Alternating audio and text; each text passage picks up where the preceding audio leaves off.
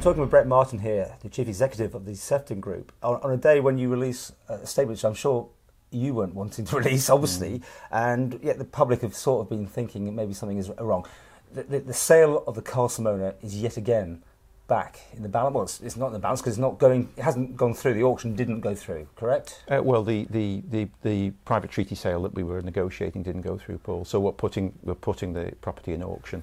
So just explain to me, it went on the market, it went to the auction, it got sold for a price. Can you name people and prices? No. It was going to auction in October of 2017, and we had a last-minute prospective buyer, right. And we pulled it out of the auction on the strength of that sale likely going ahead. Right. They put a time frame on that of 2 months to complete the deal, so we were expecting that to happen in December of 2017. There were various delays, and we gave them an extension until this week. And we had to make a decision at that point because there was another auction coming up, which we wanted to enter the property in. So our view was that we had to put it to auction. Okay. Can you tell me what you were going to get for it and who it was? Unfortunately, I can't tell you that. That was party to a confidentiality agreement on that. But we were looking at getting a satisfactory price for the property, sufficient to persuade us to take it out of the auction in October 2017. Okay, so back in the auction again. Yeah. And what sort of price are you looking at? Has it got a guideline price in the? It will have a guide price. That is currently being set between us and the auctioneers. It's not finalised yet. That will be finalised. Will it be the same as last time round, though? It will be in that order, in that sort of order of magnitude. 1.8 something? No, I think it was £1 million guide price last year. Okay. We got pictures just going past it just now.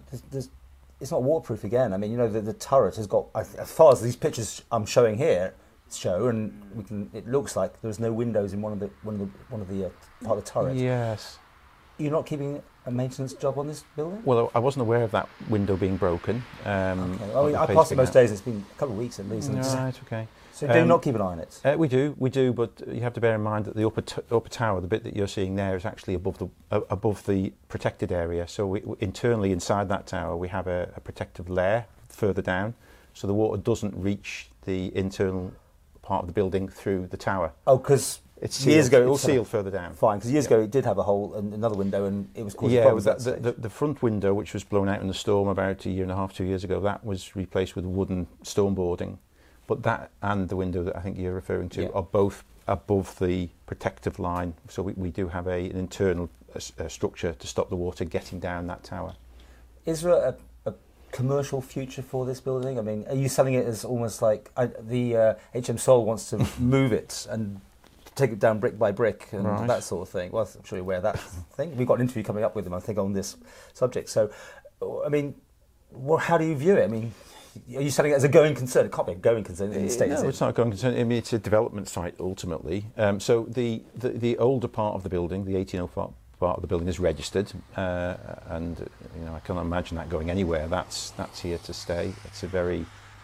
It is literally a castle. It's built like a castle with iron stone. It's probably a foot thick, the stone, so it's a very solid building.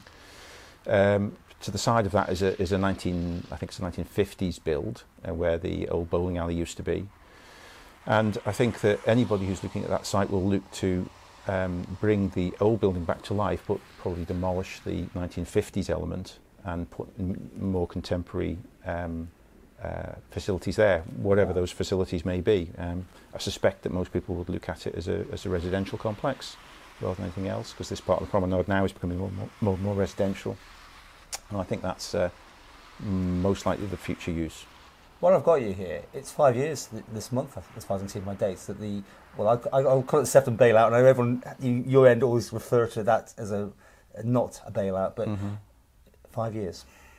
Yes, and I think in that 5 years we've probably proven that whatever you call it, it was a good thing to do. The company's back on its feet. It's back making money. We've protected the best part of 300 jobs. So, yes, there was criticism over it, but it's facilitated a recovery in the group, and I think that's good for the island. You say all that, but don't you have to invest in the business? I mean, I'm thinking the Sefton, from all accounts, needs some refreshing, and obviously this building has only got a limited lifespan now.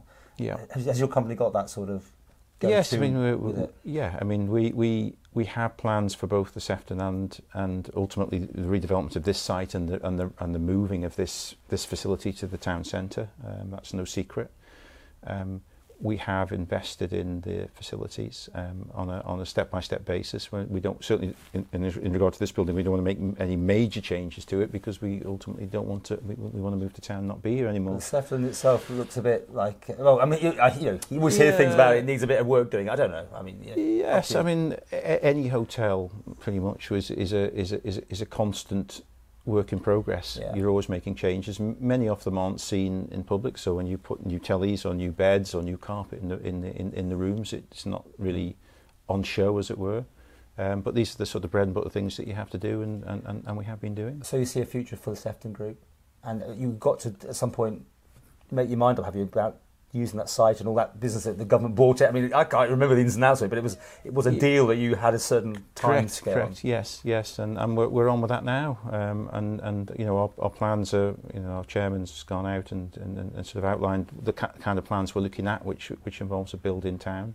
There's a lot of work involved in that process. There's a lot of fundraising involved in that process, but you know, a large part of my time is spent doing just that.